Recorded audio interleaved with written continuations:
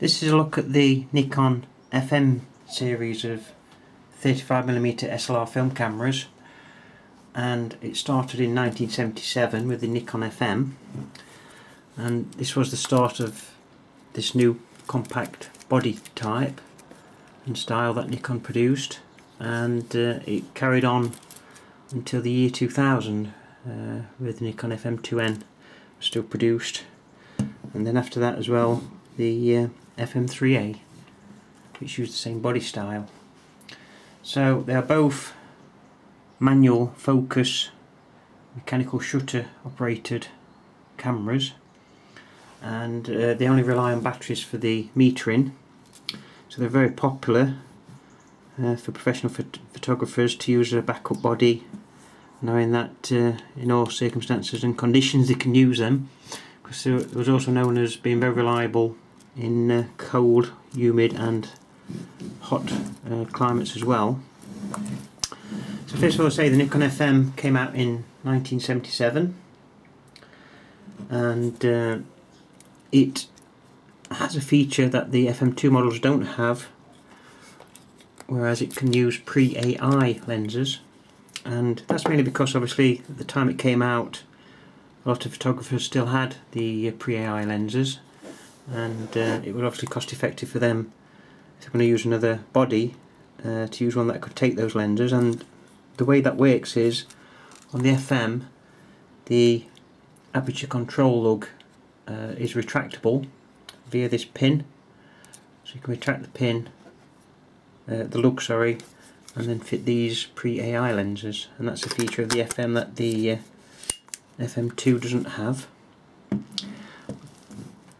In the prisms hold the metering system on both cameras, and in the FM it uses GPD or gallium photodiode cells, and in the FM2 it uses SPD or silicon photodiode cells. And although the light range is around the same, EV1 to EV18, the SPD cells are more sensitive to sudden changes of light, so that's the advantage of that. If you look through the viewfinder, you see a very similar layout. On the left hand side is the shutter speed display, which just basically reflects what's shown on the shutter speed dial. At the top, if you've got a AI lens fitted, you see the aperture of the lens set, and that's through the ADR window at the front of the prism.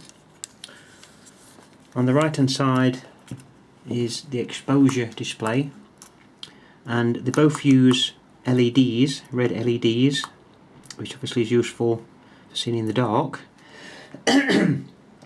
But the slight difference is that the FM uses a light, and at the side of that is symbols of plus, circle and minus, and obviously the circle is the correct exposure setting. On the FM2, slight difference is the actual light itself is a plus, circle or minus symbol. Another main difference is as regards the metering power. They both use the same type of batteries, of course, which fit in the bottom where the battery cover is, but the way the meter switches on is slightly different in both cameras. On the FM, the meter is active when the shutter advance lever is set to the standoff position, and just to verify that, you see a red dot, which is like telling you that the meter is active. So if you left it like that, the batteries would drain. On the FM2 models, slight difference is the exposure meter isn't active until first you pull out the lever to the advanced standoff position, and then you half press the shutter button. And also on both models the shutter button is locked when the lever is pushed towards the body. There are other changes in the bodies as well, slight cosmetic changes. As you can see, no name on the front of the FM. The shutter dial is higher on the FM2, which obviously helps in getting a grip and moving it better. They've both got a self timer, which is a 10-second countdown display. They both have stop down levers for seeing depth of field preview, or in case of the FM, using with the pre-AI lenses.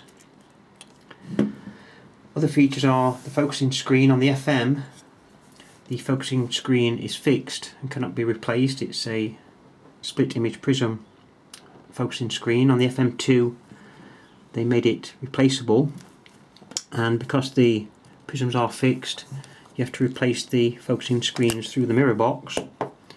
And when you buy one, you get a tool for pulling this little lever out, which drops a metal frame that holds the focusing screen. And there are 3 different types available: a K screen, a E screen and a B screen. And the K screen is the standard one. The E screen has a grid on it, which can be good for architecture, etc. And the B screen is a plain matte field, which is obviously useful for telephoto lenses or things like that. Other changes in these cameras, a big change was the shutter speed on the FM2. The FM had a top shutter speed of 1/1000th of a second. On the FM2, they increased it to 1/4000th of a second.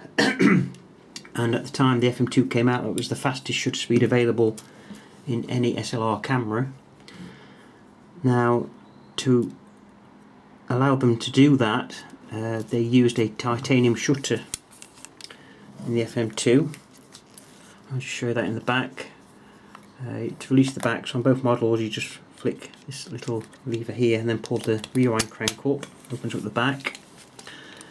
And the FM2 came out in 1982, and it was produced up to the year 2000, and the first model was called the FM2, and the only really difference was the flash sync speed on that. It had a 200th of a second maximum flash sync speed.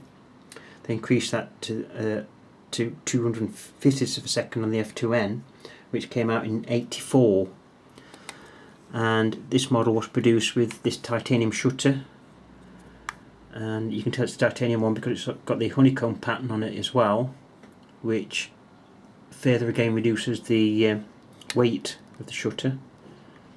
Now they changed that to an aluminium one in 1989 because it was then able to use the technology to produce the same shutter speed with an aluminium shutter, which probably cost them less money as well. Now the FM2 was the camera that I always wanted in the 80s when I was a young fella, and I always wanted one of these, couldn't afford one, and I brought a F301 camera, which I enjoyed using, but I always dreamed of owning one of these, a black one as well, and it's only in the last year or so I've actually got around to getting one. So other differences, like I say, the flash sync is faster on the FM2. Other things are, I think, the flashes themselves you can use with them. Both cameras are not through the lens metering on the flash, although many people think the FM2 is. You can use a auto flash unit like this SB15, where the flash itself cuts the exposure, the light off for the correct exposure. I'll show you that working. One feature the FM2N has that the FM2 doesn't have also is the flash ready light in the viewfinder, little LED at the top of the viewfinder there. So to attach the flash, slide it onto the hot shoe,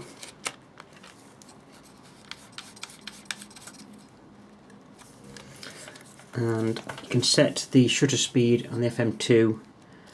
Don't have to be at 250th of a second, you set it lower if you want to create certain effects, but you can use up to 250th of a second speed, shutter speed for the flash.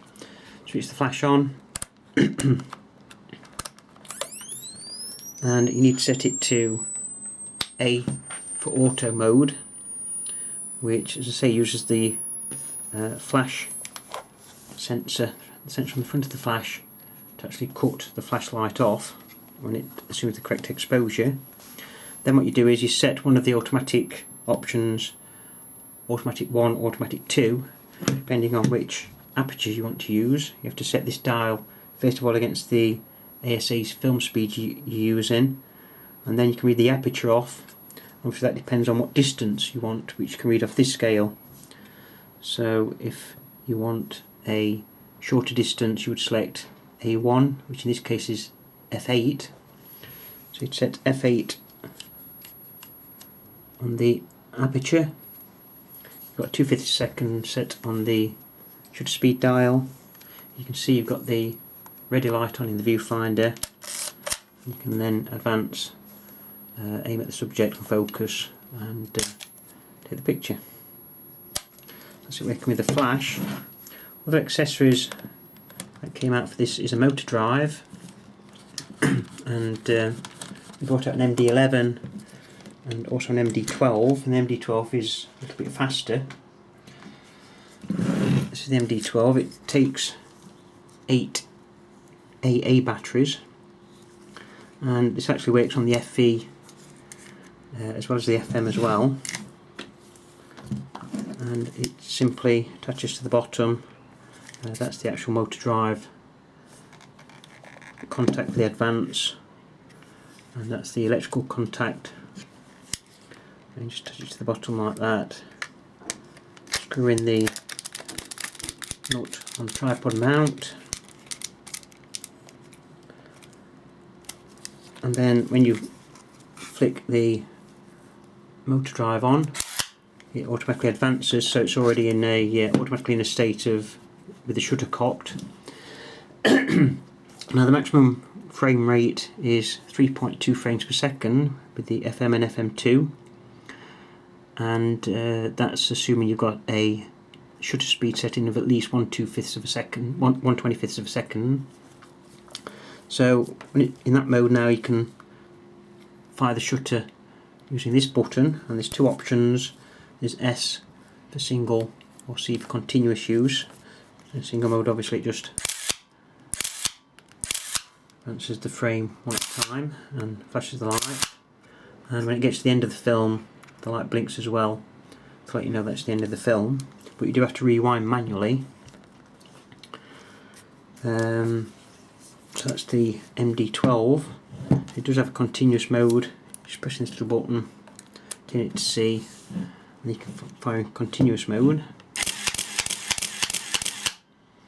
Got nice sound, these old motor drives and cameras.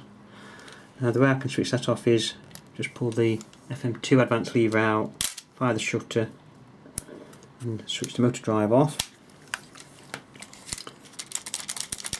Just remove that.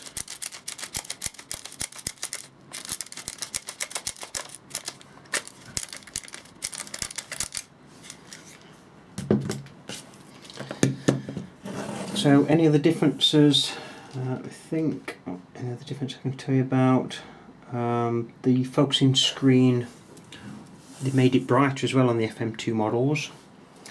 It uses a clearer screen that's brighter, which obviously assists in focusing, etc., things like that. So all in all, obviously the FM2 is the better model, and say they did make it up to the year 2000. So very nice cameras. Very good for backup bodies, as I say, and if you'd ask me which one is the best of the FM series, then I would say this one, but I'm going to save this for another video. Thanks for watching.